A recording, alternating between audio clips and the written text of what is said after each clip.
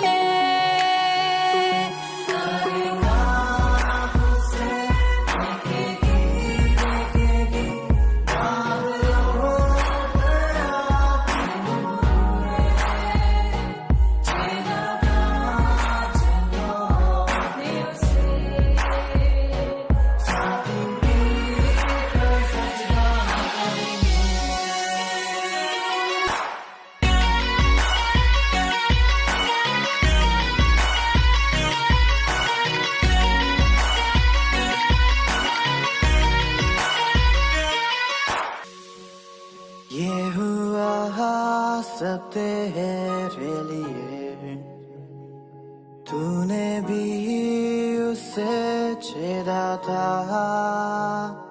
फिर भी प्यार से वो बोला था, जाता क्यों नहीं तू उसके पास, फिर भी प्यार से वो बोला था, जाता क्यों नहीं तू उसके पास।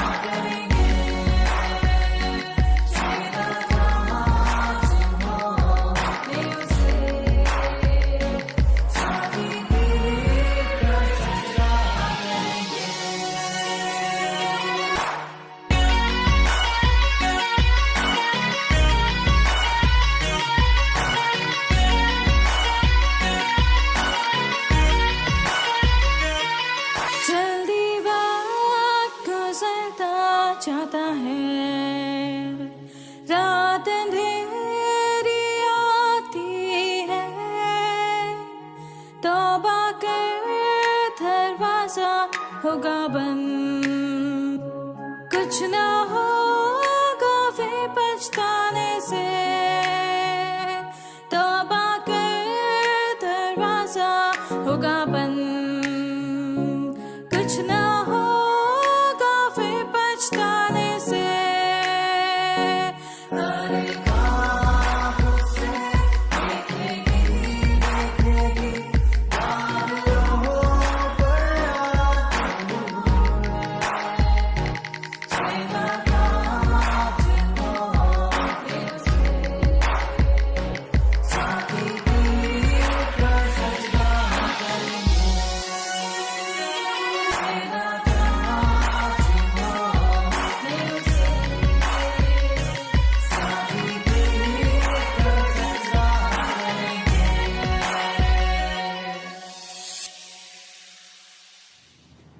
आराधना के बाद जब हम परमेश्वर के चरणों में आते हैं तब प्रभु हमें आशीष से भर देता है, ताकि आशीष हमारे जीवन पर रहे, बरकत प्रभु हमें दे और हम आत्मा से भरे रहकर इस वचन को स्वीकार कर सकें, इस वचन को अपने हृदय में ले सकें। प्रियो, कल हम देख रहे थे कि परमेश्वर क्या करता, हमारे आचरण को, हमारे व्यवहार को, हमारी वाणी को, हमारी संदेश संवेदनाशीलता आदि सब बातों का न्याय करेगा। ये सब उसमें सम्मिलित होते हैं। लेकिन आज हम देखेंगे 13 पद में लिखा है, समुद्र ने उन मृतकों को जो उसमें थे दे दिया, और मृत्यु और अधोलोक ने अपने मृतक दे दिए, उनमें से प्रत्येक का न्याय उसके कामों के अनुसार किया जाएगा। प्रियो, ये काम के हैं जो मृतक समुद्री दुर्घटना में मारे गए और समुद्र में ही समाहित हो गए हैं। एक एक चीज को बाइबल में स्पष्ट किया गया है। तथा अन्य सभी मृतकों को जो विभिन्न प्रकार से मरे और दफनाए गए, सभी न्याय आसन के सामने उपस्थित होंगे।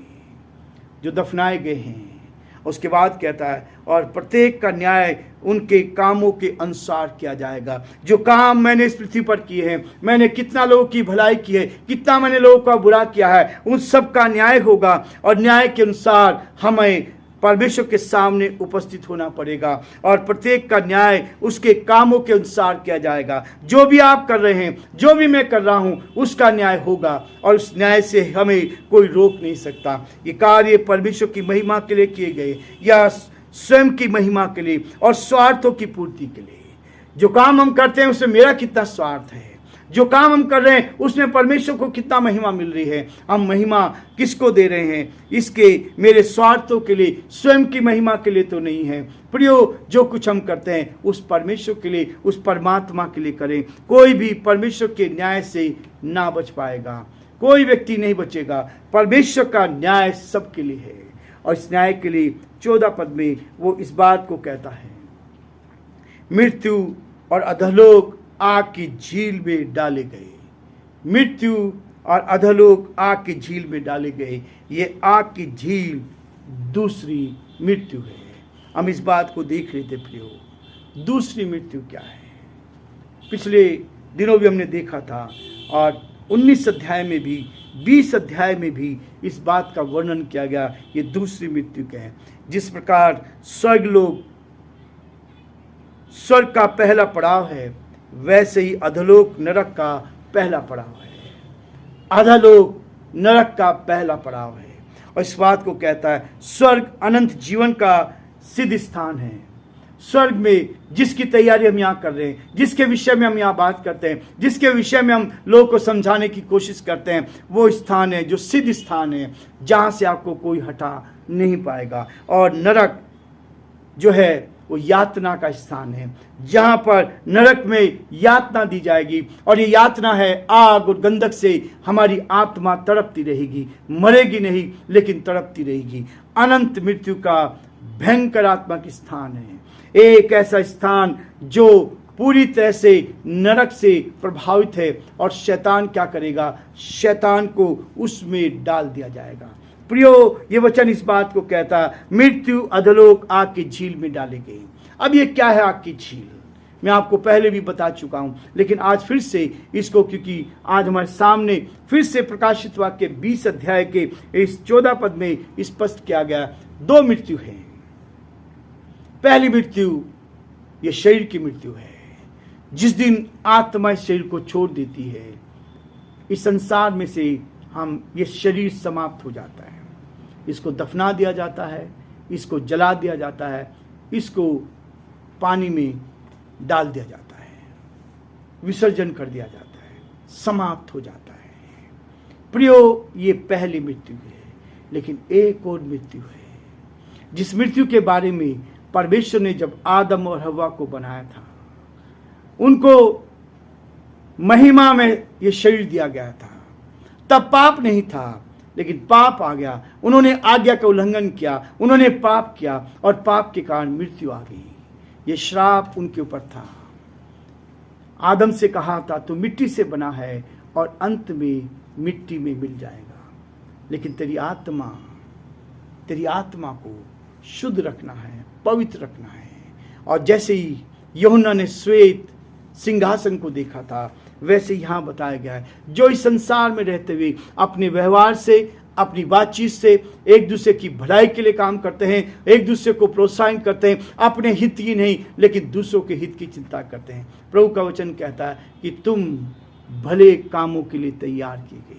हमारी सृष्टि ही भले कामों के लिए हुई है। यदि जितना भला काम आप करते हैं, आप लोगों के साथ कितनी भलाई करते हैं, उसका सारा लेखा लिया जाएगा। यदि आपकी आत्मा बदल गई है, इसके अंदर, इस शरीर के अंदर एक आत्मा है जिसको कभी किसी ने नहीं देखा। बहुत से वैज्ञानिकों ने, साइंटिस्ट ने इस बात की कोशिश करी कि देखे जब मनुष्य की मृत्यु होती है तो उसमें से क्या चीज निकलती है। कांच के एक बॉक्स में रखा गया, लेकिन आत्मा जब निकली तो किसी को पता नहीं रहता। आत्मा हम देख नहीं सकते, आत्मा को महसूस कर सकते हैं। जब एक अशुद्ध आत्मा किसी व्यक्ति के शरीर में प्रवेश करती है तो उसका व्यवहार बदल जाता है, लेकिन एक जब पवित्र आत्मा, शुद्ध आत्मा उसके जीवन में प्रवेश करती है तो उसका व्यवहार बदल जाता है। वो दूसरों की भलाई के लिए सोचने लगता है। इसलिए सबसे महत्वपूर्ण है ये आत्मा जो शरीर को चला रही है। जिस दिन इस आत्मा को हम शुद्ध कर लेते हैं, अपने गुनाहों से तौबा कर लेते हैं, अपने गुनाहों से पश्चाताप करते हैं, जो गुनाह हमने किए हैं, जब से इस पृथ्वी पर आए हैं हमारे अंदर पाप रहता है और आप इसका अंगीकार करते हैं। और केवल हमने अभी संडे के दिन ईस्टर संडे मनाया। यीशु मसीह ने उस मौत पर जीत पाई। उस आत्मिक मौत को बचाने के लिए, उस आत्मा को बचाने के लिए यीशु मसीह मृतकों में से जीवित हो उठा। और आज जो उस पर विश्वास करते हैं, केवल उसके पास अधिकार है आत्मा को शुद्ध करने का, आत्मा को बचाने का। और जो पश्चाताप करता है, अपने गुनाहों से तौबा करता है, जो अपने गुनाहों से तौबा करता है, वो इस दूसरी मृत्यु से बच जाएगा। इस मृत्यु से बचाने के लिए हमें दिख रहा है कि बहुत सारे लोग दौड़े चले जा रहे हैं, उस अनंत आग में दौड़े चले जा रहे हैं, उस आग में दौड़े चले जा रहे हैं। प्रियो, यही है मेरे आपके लिए, यही है मेरा आपके लिए कि हम परमेश्वर के साथ अनंत जीवन की तैयारी करें। और जिस दिन आपने पश्चाताप किया, उस दिन आपकी आत्मा बदल जाएगी, आपकी आत्मा बदल जाएगी और आप इस दूसरी मृत्यु से बच जाएंगे। और आपका नाम जीवन की पुस्तक में, जैसे संसार में राशन कार्ड में यदि आपका नाम है तो आप पहचाने जाते हैं कि आप किसके पुत्र हैं, वैसे ही परमेश्वर का राशन कार्ड जो है वो जीवन की पुस्तक है। जिस दिन आप पश्चाताप करते हैं, गुनाहों से तौबा करते हैं, अपनी आत्मा को शुद्ध कर लेते हैं, उस दिन आपका नाम उस जीवन की पुस्तक में लिखा होता है। और आप उसके बाद जो व्यवहार कर रहे हैं, वो व्यवहार ही हमारे न्याय का सबसे महत्वपूर्ण होता है कि हम निश्चित रीति से रोज यहाँ पर अपने गुनाहों से तौबा करते हैं। यदि कोई गलती होती भी है, भूल से होती है, तो हम रोज परमेश्वर के चरणों में आते हैं और अपनी आत्मा को शुद्ध और पवित्र करते हैं। यही हमारा आचरण है, यही हम एक दूसरे के प्रति विश्वास को लेकर चलते हैं, धीरज से एक दूसरे की मदद करने की कोशिश करते हैं। परमेश्वर हम सबको बहुत आशीष दे और प्रभु का हाथ हम सब पर बनाए।